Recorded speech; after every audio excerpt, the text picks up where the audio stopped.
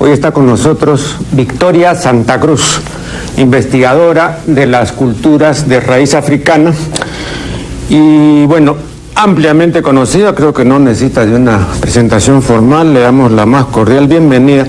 Y Victoria ha publicado, o mejor dicho, una de sus contribuciones está incluida en el 4º tomo de una colección multiautoral que viene publicando el Congreso de la República, titulada El Perú en los albores del siglo XXI.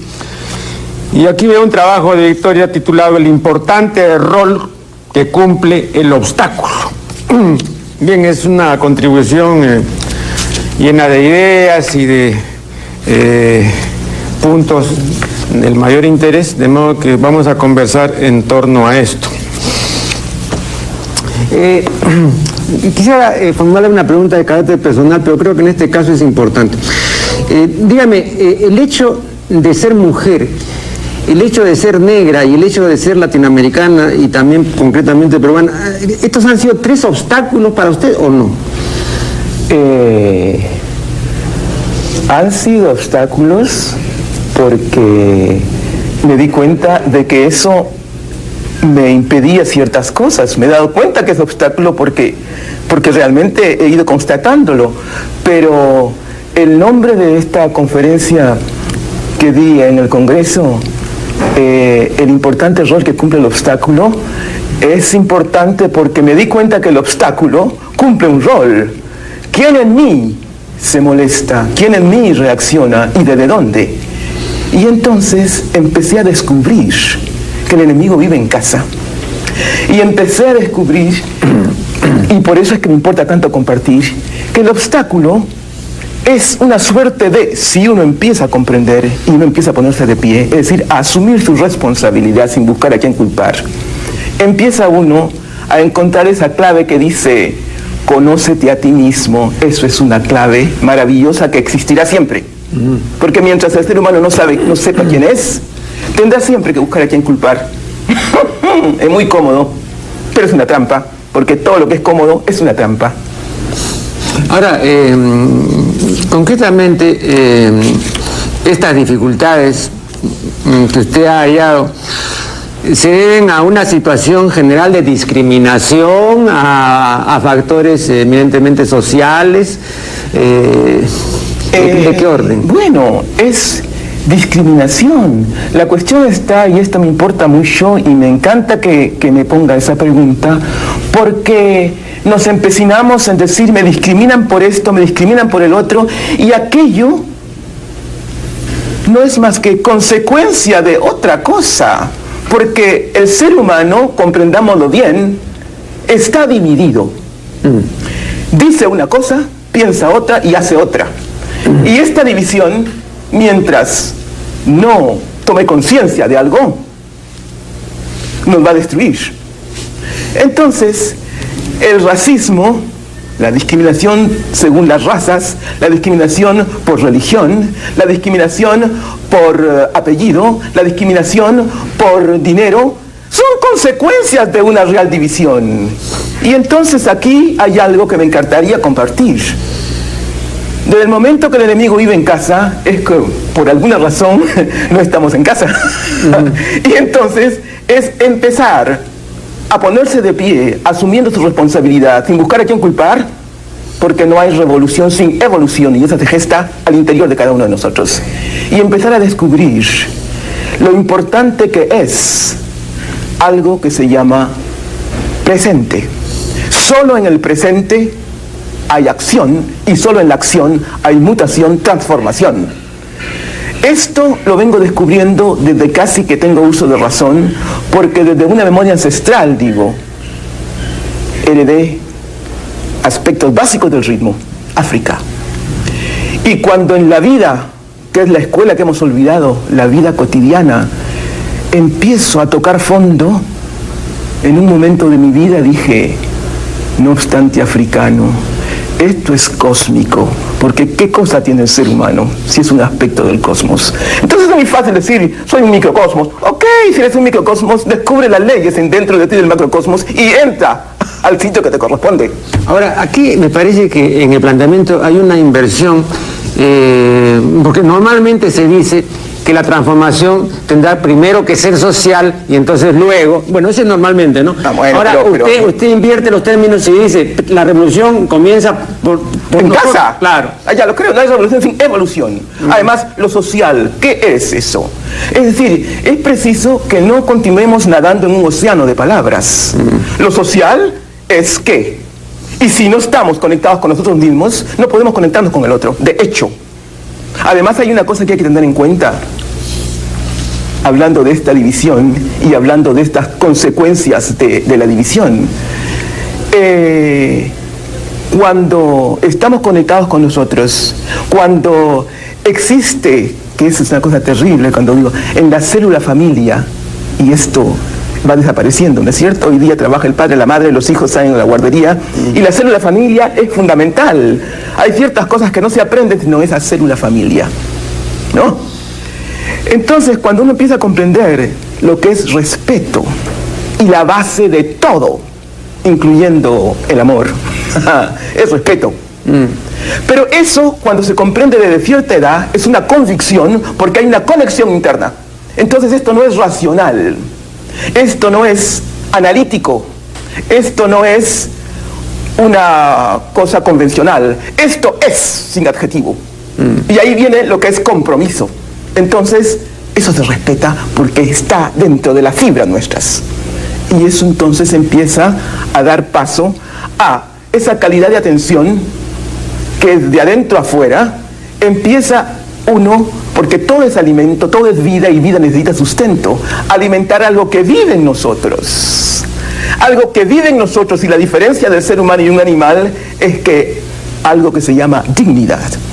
Una observación, Sí. Me da la impresión Sí. de que usted está hablando desde una posición de la persona que ha llegado. Y ha llegado luego de un proceso, luego de una evolución. Interrumpo, te estoy diciendo a la persona que ha entrado en un aspecto del proceso. No olvidar que estamos en la eternidad. Un aspecto del proceso que ya hay una cosa que es clara, ya no quiero eso.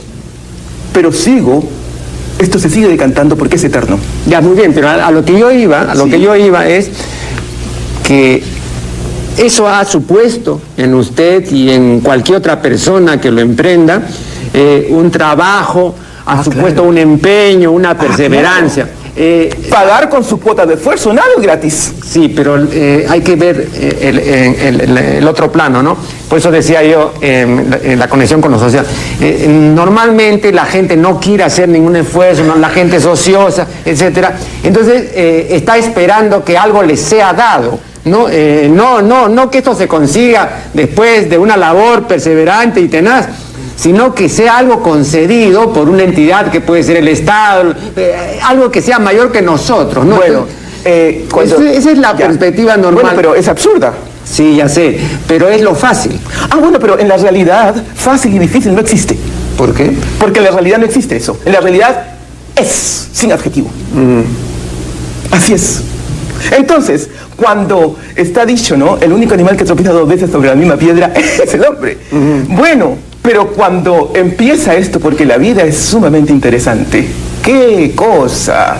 ¡Qué cosa! Cuando eres golpeada y tú dices, ¿pero qué he hecho yo? Y hay una cosa que quiero decir. En un aspecto de mi proceso fui víctima.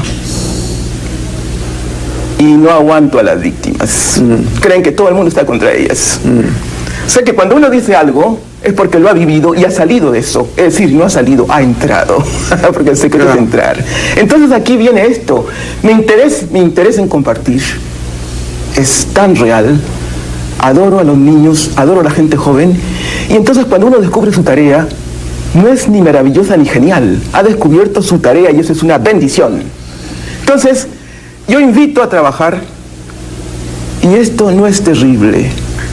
Esto no es terrible. Es una satisfacción que por ser armoniosa no es exuberante. Todo lo exuberante es exceso, y en todo exceso hay ausencia. Entonces, si uno espera que las cosas le caigan, hay un refrán muy antiguo que dice: quien por su culpa padece, vaya al infierno a quejarse.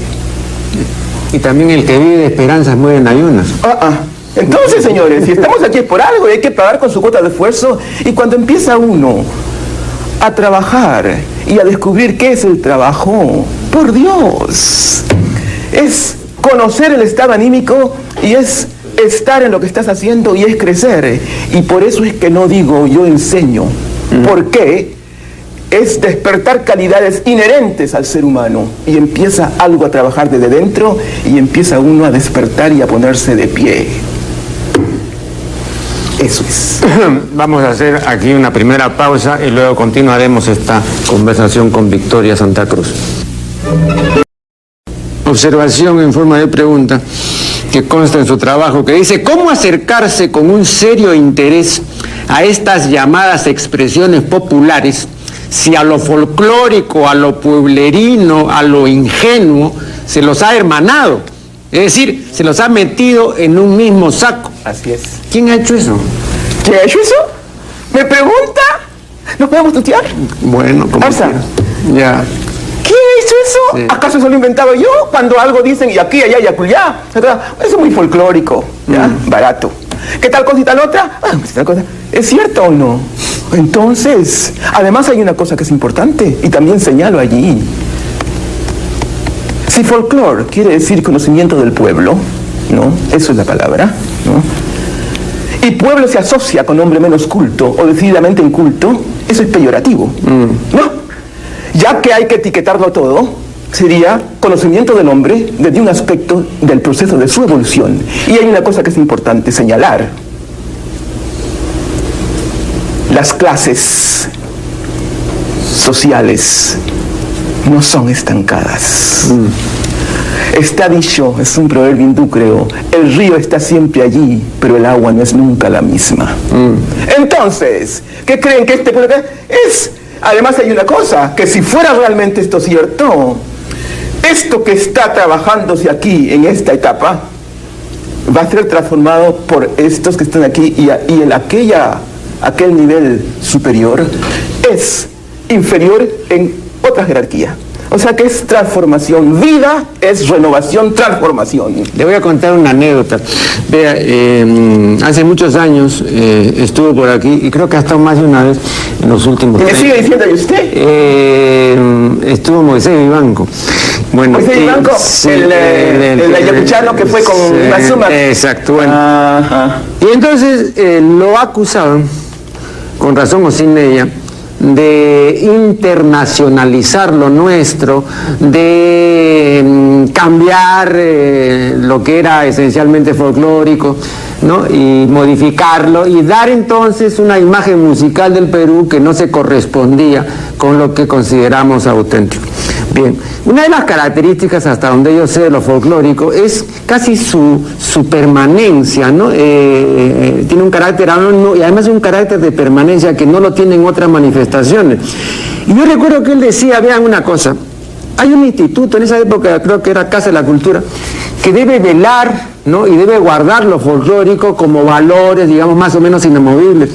Pero yo soy un músico que puede hacer con esto una serie de otras cosas, una serie de creaciones, y en esa medida yo no tengo que someterme a cánones, ni a reglas, ni a un inmovilismo.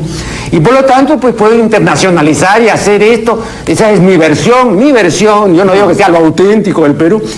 Bueno, ¿no cree que en el fondo está en lo cierto? O sea, yo creo, no es que creo, estoy segura, porque lo he vivido. Si yo me he atrevido a darle cierto carácter a ciertas danzas de raíz africana, es porque descubriendo el ritmo, descubriendo a dónde va esto y sintiendo que es preciso hacerlo, porque realmente la danza, la música, la artesanía, los instrumentos musicales son medios, no son metas. Y en estas culturas disque subdesarrolladas, ¿no?, estaban inmersas en la vida. En las culturas disque desarrolladas son aprendidas por especialistas. Y estos especialistas desconocen absolutamente todo de lo que es la vida. Es para afinar el único instrumento que no puede ser afinado por otro, que es el ser humano, despertando calidades inherentes al ser humano. Entonces, me he permitido ciertas cosas por conocer lo que es el ritmo y para poderlo comunicar Danza, porque esto es curioso, Marco Antonio, yo sí te tuteo. Marco Aurelio. Marco Aurelio. Marco Antonio. Sí, no sé, bueno, Okay. ese nombre de emperador. Sí, pues, Marco Aurelio. Ya. En el transcurso de mi vida, porque he tenido una madre que fue extraordinaria con toda la cosa de tierra, de ella aprendí a bailar la marinera, de ella aprendí, además cantaba tristes con fuga de tondero, y cuando cantaba las décimas hacía el acompañamiento de la guitarra con su misma voz. Ah, sí, ¿no? O sea que aprendimos la melopea del socavón, ¿ya? Y mi padre, que se crió en Estados Unidos, ¿no?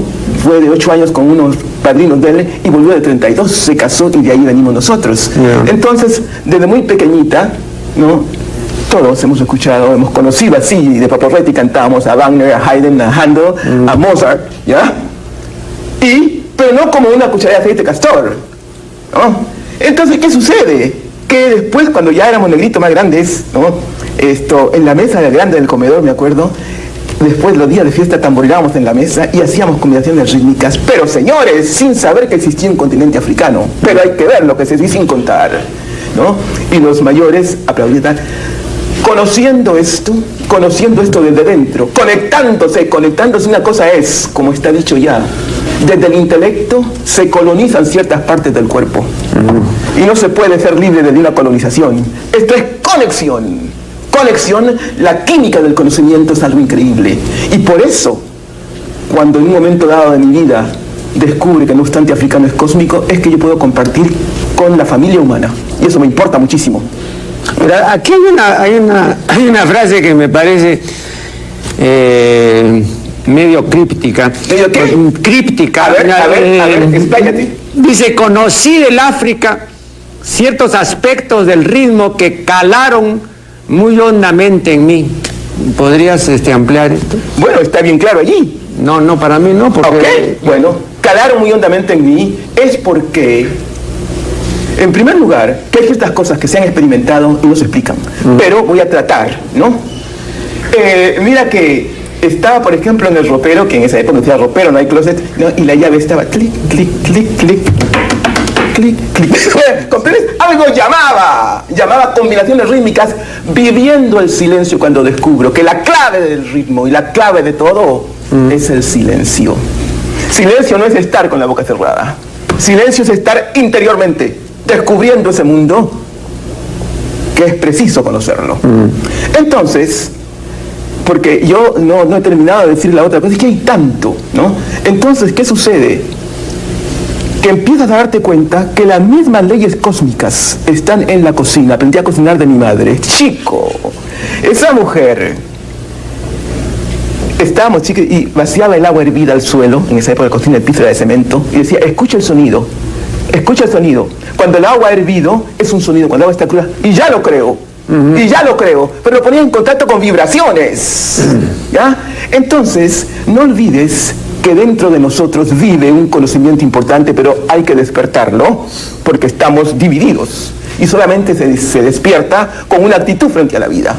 Entonces empieza uno a comprender, y lo que hay allí no son ideas, son hechos, sino que hay ciertas cosas que no se pueden decir, porque si no deviene analítico, y el análisis empieza cuando la acción cesa. Claro, una observación. Aquí habría dos variables que me parece que son... ¿Dos variables qué quieres decir? Quiero decir que son aspectos que varían según las personas, ¿no? Entonces, no son constantes. O sea, te voy a decir una cosa. Lo que quiero manifestar es lo siguiente, ¿no? Aquí hay, en primer lugar, un medio favorable, un entorno familiar que ha favorecido eso, que lo ha acentuado, y hay una particular sensibilidad de Victoria Santa Cruz y Gamarra, ¿no? Que igualmente ha canalizado eso, claro, no todos tenemos... Pero eso es que no tenemos por qué. Además hay una cosa, Marco Aurelio, si yo te contara cómo la vida me ha fustigado por tener ciertas condiciones desde la escuela primaria, por tener ciertas condiciones, era la última, y tenía que hacer un esfuerzo superior para que no se me pueda pasar al otro lado, y era la primera. Todo eso ha sido un privilegio. Y eso es lo que quiero justamente compartir. Las increíbles ventajas de las aparentes desventajas. Porque si bien es triste la discriminación del blanco al negro, es más triste del negro al negro y existe también. Sí. Entonces, es el complejo. Es el complejo. Entonces, todos somos diferentes como son diferentes las huellas digitales. Los procesos no se repiten jamás, pero sí, hay algo dentro. Y si no estamos aferrados a esto, de pronto, algo despierta. Por eso. Una información te paso. Ya no es cierto lo de las huellas dactilares, no, porque se han encontrado huellas dactilares iguales de personas distintas. Por fin se han encontrado. Pero lo que no se ha hallado y parece que no hay son dos ojos iguales de personas distintas. Entonces ahora el criterio de identidad se hace con los ojos, que es un medio más seguro y confiable y exacto. Yo te digo, el criterio de identidad, y pongo identidad porque repito lo que estás diciendo, pero los seres humanos somos diferentes, por obvias razones. Felizmente. En lo negativo y en lo positivo, cada cual es único. O sea que copiar es nefasto, y enseñar así es nefasto también. Si el profesor no está en contacto consigo mismo, no sabe de dónde viene la dificultad de aquel. Y ahí está lo interesante, que el profesor, si es un profesor que ha trabajado dentro, está dando y recibiendo, porque esa es una ley cósmica. El que enseña está aprendiendo del alumno. Por eso es que jamás se ríe uno de aquel que no sabe. Y al guiarlo está aprendiendo. Y no le dice esto es así. Lo orienta para que el otro despierte desde sí y crezca, que puede ir más lejos o más profundamente que el profesor. Sí, despierta desde sí. Voy a citar aquí otro pasaje que me parece importante por haber vivido, experimentado y desarrollado el ritmo interior a lo largo de un proceso. Me atrevo a sostener en esta época lo que estos seres supieron hace muchísimo tiempo. Supieron que las bases para establecer las conexiones requeridas propiciando un superior nivel de evolución están en el cuerpo humano. Ahora, ¿cuánto tiempo te tomó a ti darte cuenta de esto? En el cuerpo humano existen secretos que no son del plano físico terrestre. Entonces, aquí no se habla de tiempo, por la sencilla razón de que ciertos aspectos del conocimiento, según tu actitud, suceden en un instante que hubieran necesitado 30.000 libros para leerlos y jamás te van a decir la realidad. Es la conexión que es, y además se empieza uno a descubrir la palabra, que es otro mundo. Es otro mundo. Entonces, no es cuánto tiempo te tomó, sería mejor ponerlo en cuál es la actitud que tuviste que sostener para que eso se diera. Ahí está la cuestión. Actitud viene de acción. Y en acción, solamente en acción, es que esas mutaciones se dan. Yo preguntaba por el tiempo porque siempre en todos los sucesos importantes hay un punto de quiebre, hay un momento estelar, ¿no? Entonces este momento estelar se produce después de una gestación, de una iluminación, pero es un proceso que toma un tiempo. Sí, esto, lo que quiero decir, lo que quiero decir es que en esto, y hay ciertas cosas que yo misma no puedo decir, esto fue por tal razón, porque esto ha sucedido, y soy consciente de eso, y soy consciente también de una cosa que si digo honestidad, la gente dice, si digo pura, ya, y digo, quién sabe, una ignorancia que me salvó. No tuve interés en saber qué había más allá. ¿Ya? Entonces, sucedió algo. Tal vez una inocencia, ¿no? Claro, pero si digo inocente van a hacer un gesto. ¿Por qué? Porque a la gente no le gusta que lo sea inocente. Chiquito, la vida me enseña muchas cosas. Entonces, si digo ignorante, lo aceptan. Y ya puedo seguir comunicándome. Entonces, como no me importa, porque realmente... Hoy día, ¿quién me puede insultar? Hoy día sé quién soy. Y entonces, ¿qué sucede? Que empiezas tú a descubrir, y ese descubrir, y esa conexión, y ese estado anímico, tiene un sabor, que es un sabor saber, que eso no se puede explicar. Por eso pongo ahí, cuando ese sabor saber empieza a manifestarse, entonces, eso no se puede ir al ego. Y cuando descubro que el ego y la discriminación y la arrogancia pertenecen al pasado? ¡Ay, chico! Digo, pero ¿cómo es posible que podamos estar a merced de quien está muriéndose de miedo? Porque la real fuerza comparte. El miedo se arma de una máscara de poder e impone. Si la fuerza real impusiera, perdería su calidad de fuerza. Vamos a interrumpir brevemente este diálogo y luego retomaremos la conversación. Bien, aquí en tu trabajo dices, crearon sabias combinaciones rítmicas, las que al ser percutidas o experimentadas de diferentes maneras sutiles... De diferentes sutiles maneras, he dicho. Ah, bueno, acá dice... Porque claro, es muy distinto, diferentes sutiles maneras. Darían a quienes las viven la capacidad de entrar en sí mismos, ¿no? Así es. Bien, acá hay algo bien interesante, por lo siguiente. Yo recuerdo hace muchos años cuando leí las obras completas del filósofo español José Ortega y Gasset. Él, en una de sus obras, se ocupa de esta capacidad que nos es privativa a los seres humanos de entrar en nosotros mismos. Y decía Ortega con mucha razón... ¿Privativa? Sí, sí. Decía Ortega, sí, porque el animal cuando no es activado por alguna exterioridad se duerme. El animal no puede desentenderse de lo que le rodea y entrar en él mismo. Bueno, y Ortega decía, y es curioso, decía, pero nuestro idioma tiene un verbo que no se puede traducir a ningún idioma, y es verdad, no se puede traducir a ningún idioma, es único este verbo en español.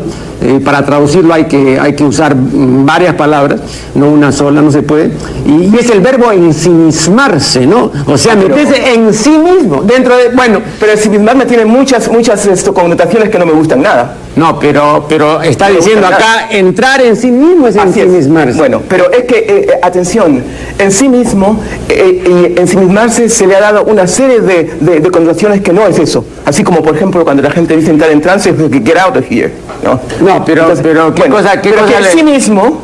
Perdón, doy una definición de ensimismarse, ¿no? Es recogerse, ¿no? Sumirse en la propia intimidad y desvincularse de la exterioridad, ¿no? Ese es básicamente lo que yo no entiendo por ensimismarse. Yo no. ¿Qué cosa entiendes? No, eso lo conozco. Ya. Lo conozco. Es ese yo mismo que es una unidad en nosotros, y siempre estamos metidos, enfrascados en una serie de yoes que salimos y entramos en otro y decimos yo mismo, racionalmente, que no tiene nada que ver con yo mismo. Yo mismo ya es un nivel, ¿no? Entonces, al percutir, al hacer una combinación rítmica que existen y que están formando unidades, llamando a unidades, entonces de pronto hay una conexión, y es un estado anímico de un nivel superior. Entonces, este conocimiento que existen en culturas antiguas es un conocimiento de seres humanos de otros niveles, son rezagos de un conocimiento. En la cultura, porque cuando se habla de tambores pensamos que nada más que África, no, los tambores en China, los tambores en Japón son tambores increíbles, no sé si tendré tiempo, pero cuando Peter Brook vino a Lima en el año 60 y tantos, creo, 74, yo estaba 70 y tantos, yo estaba dirigiendo el conjunto nacional de folclore en el Instituto de Cultura. 79, sí, estuve acá. Sí. Entonces, Peter Brook pertenece a una institución que formó, no sé si se ayudaba el señor Gurdjieff, claro, el Cuarto Camino, claro, ¿no?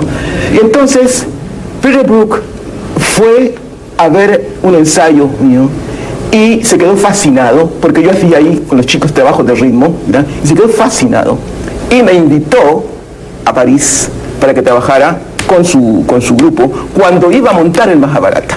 Invitó a diferentes profesores de diferentes partes del mundo y yo fui una de ellas. Estuve trabajando un mes y no sé cuántas semanas y fui con mi sobrino Rafael, que hacía la percusión.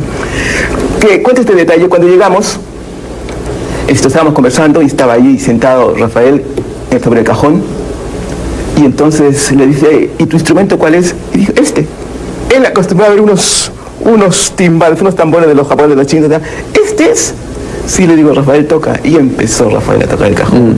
Y en ese instante viene un percusionista chino, viene un japonés y viene uno hindú que era de no sé qué tribu, que estaba con un traductor porque no entendía los dos hindúes.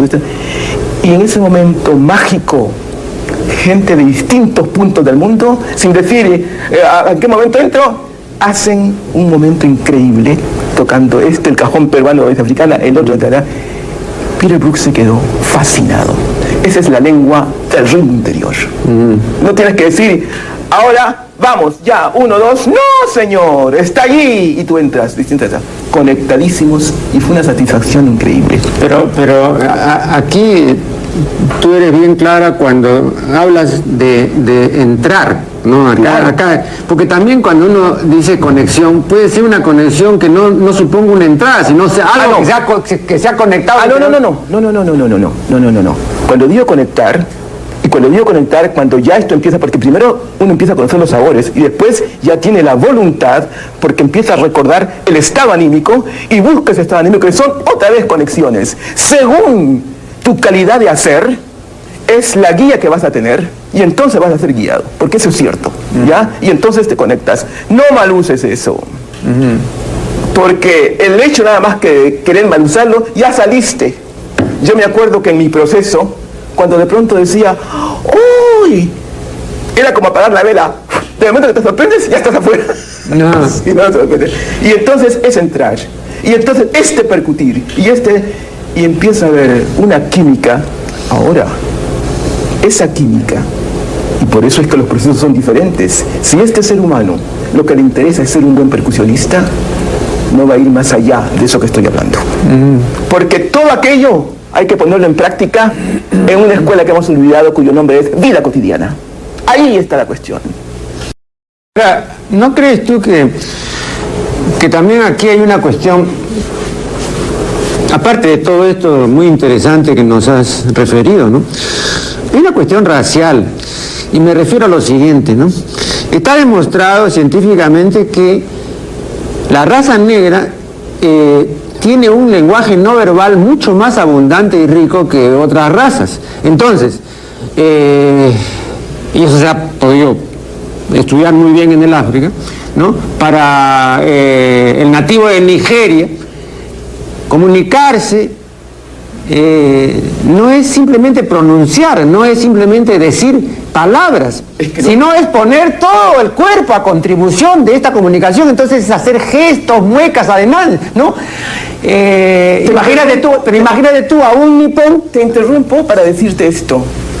No está haciendo gestos para contribuir. Los gestos son consecuencia de.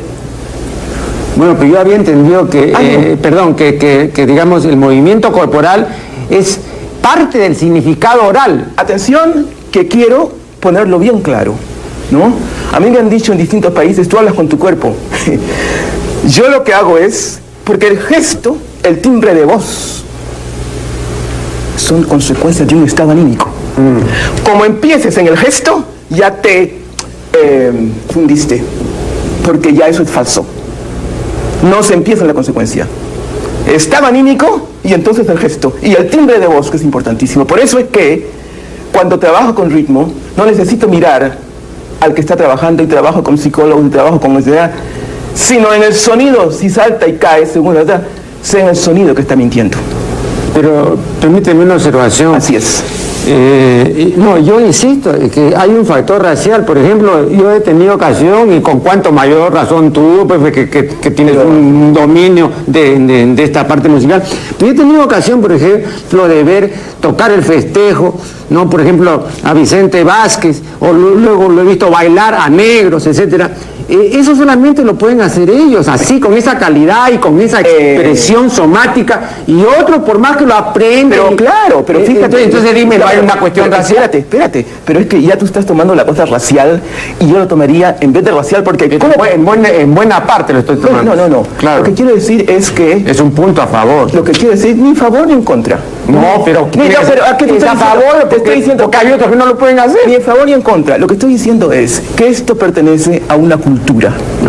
Entonces, esta cultura tiene esas características que son atisbos de algo superior, atisbos, ¿no? Entonces, los otros que quieren hacerlo, ¿ya? Mira, esto me pasó y lo conté en una oportunidad cuando recién volví en el 66 de Europa, hice un llamado a negros y mestizos de negro que quisieran pertenecer a un grupo de teatro y danza negros del Perú, que fue el primer grupo que formé en ese nivel. Entonces vinieron mulatos, mestizos, negros, ¿verdad?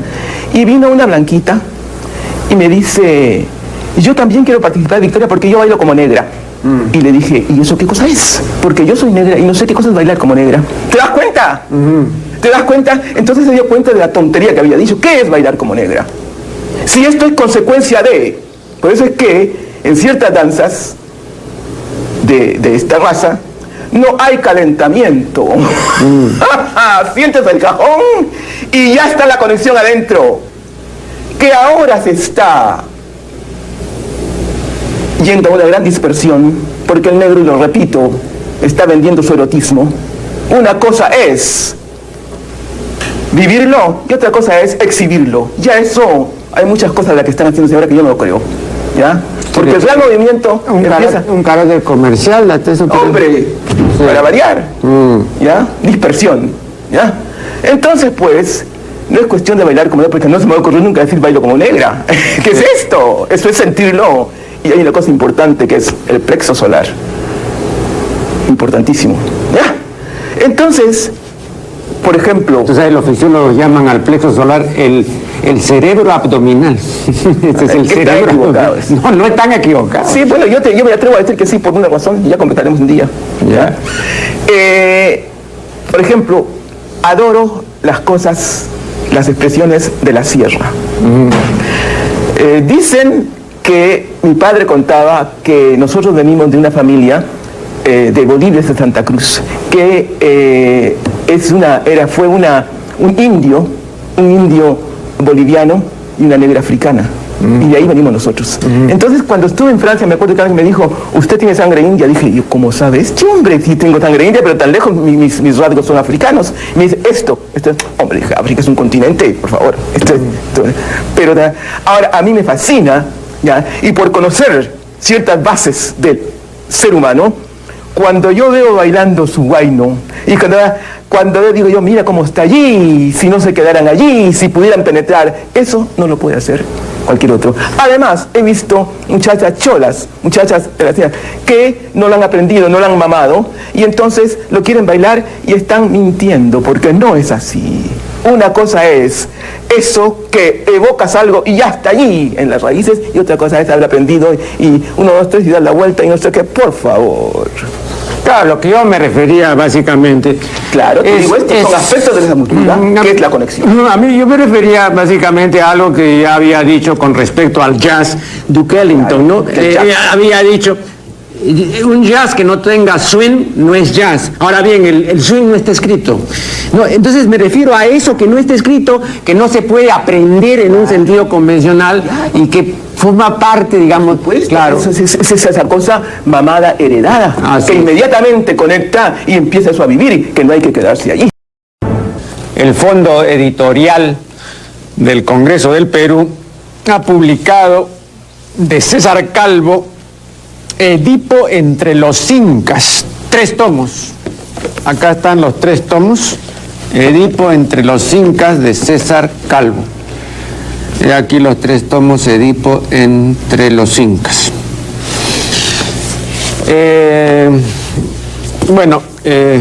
Mostré uno de los tomos al revés, pero qué importa, imagínenselo. Tiene un prólogo de Antonio Melis.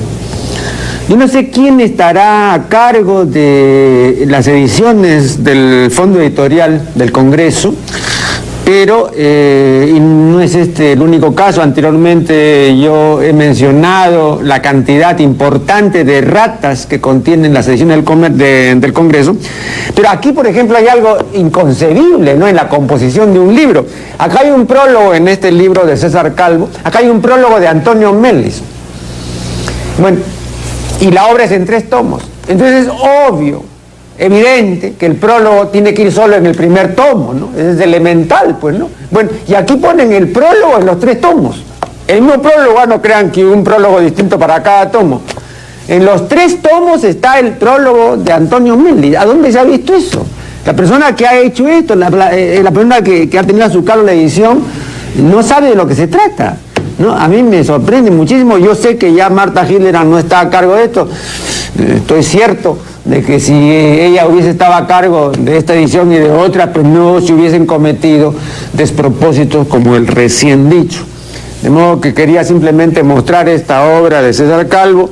Voy a leerla con cierto recelo, con cierta aprensión, que quizá la realidad ya de una detenida lectura desmienta, ¿no? Estoy yo deseoso de que se produzca el desmentido, porque bueno, este es un terreno que no es el terreno de César Calvo, ¿no? Que fue un gran poeta. Pero bueno, acá ya ingresa en otros cotos y no sé pues cómo le irá, ¿no? Espero que le vaya bien. Bien, luego se ha publicado el número 124 del Boletín de Lima. El número 124 del Boletín de Lima.